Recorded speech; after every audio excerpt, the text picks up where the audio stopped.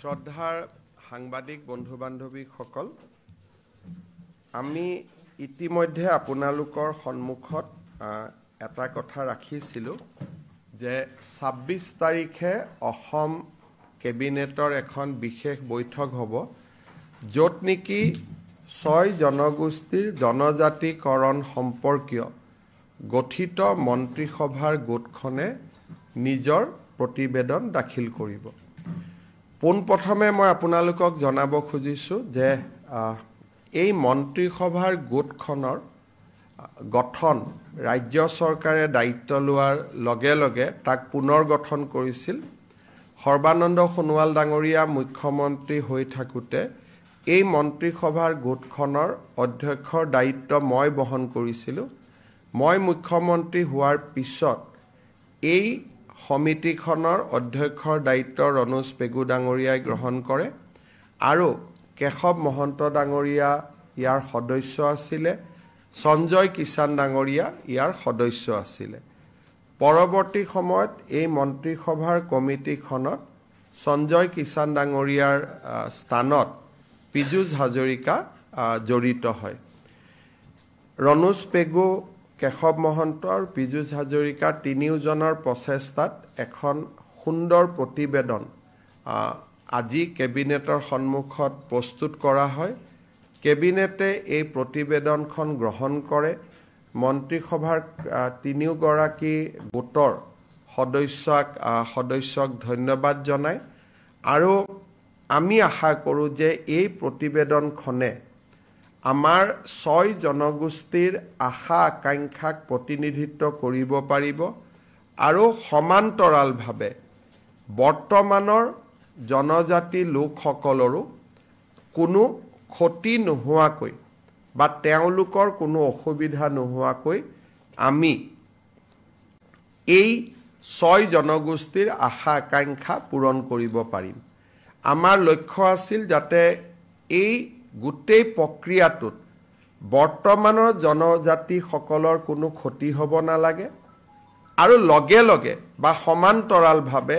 ৬ জনগোষ্ঠীৰ আশা আকাংক্ষাও বাস্তৱত ৰূপায়িত হ'ব লাগে। মই বিশ্বাসী যে অসমৰ কঠিন পৰিৱেশৰ মাজত এটা ভাৰসাম্য বজাই ৰাখি মন্ত্ৰীসভাৰ গোটে যিখন প্ৰতিবেদন দাখিল কৰিছে সি নিশ্চিতভাৱে আমাৰ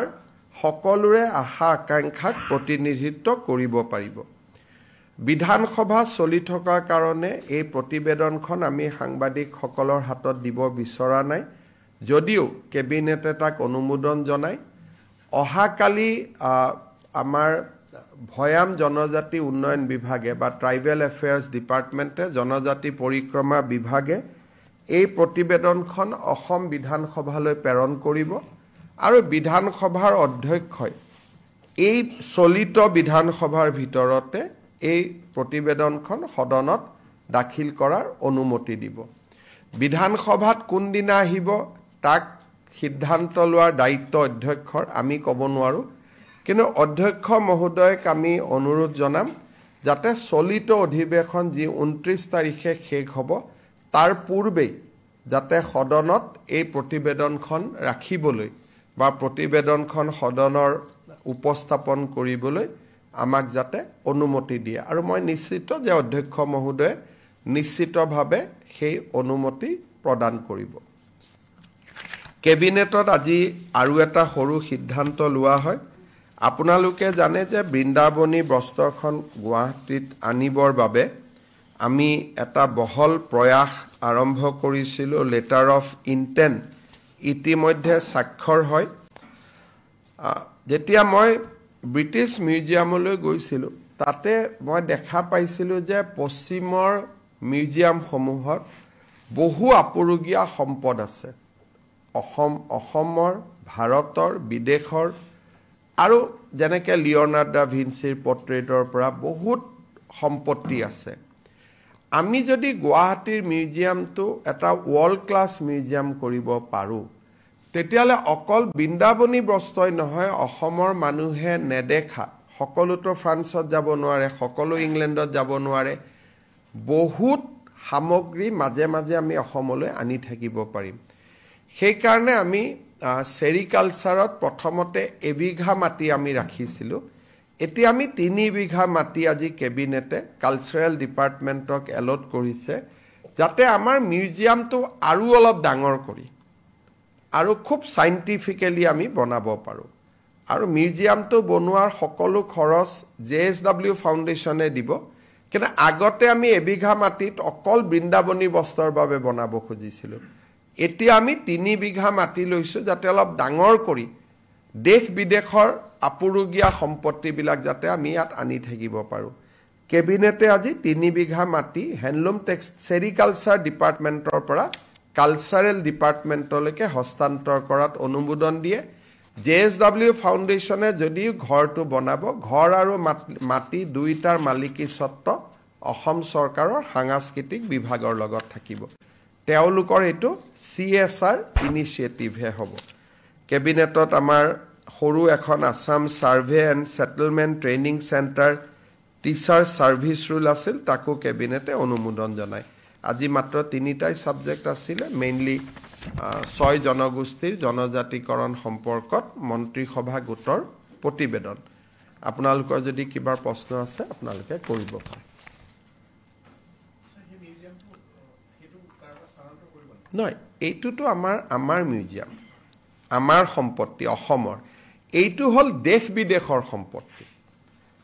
এতিয়া আমাৰ অসমত আমি 3টা মিউজিয়াম বনাই আছো লাচিত বৰফুকনৰ যত আমি প্ৰতিমূৰ্তি বনাইছো তাত লগত আমি 2টা মিউজিয়াম বনাইছো যোৰহাটৰ সুকাফা ক্ষেত্ৰত আমি এটা মিউজিয়াম বনাইছো আমবাৰী মিউজিয়ামটো আছে ইয়াত কি আছে অসমৰ সম্পত্তি আছে পাণ্ডুলিপি আহোম সম্ৰাট তাৰ আগৰ ভাস্কৰ বৰ্মা এটো হল অসমৰ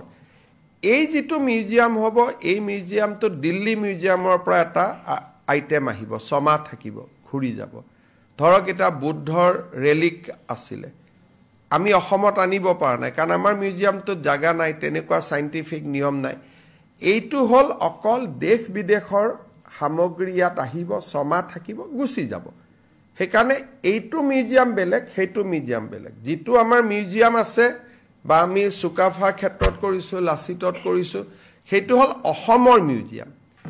এইটো যেটো মিউজিয়াম হ'ব ইয়াত ফ্ৰান্সৰ পৰা আহিব ৰাছিয়াৰ পৰা আহিব আমেৰিকাৰ পৰা আহিব দিল্লীৰ পৰা আহিব মুম্বাইৰ পৰা আহিব সমা থাকিলে আমি চালু আকৌ ঘুৰি গুছি গল এইটো এটা বেলেগ পাৰপাস গতিকে দুইটা ভিন্ন ভিন্ন মিউজিয়াম আৰু কি হ'ব চলক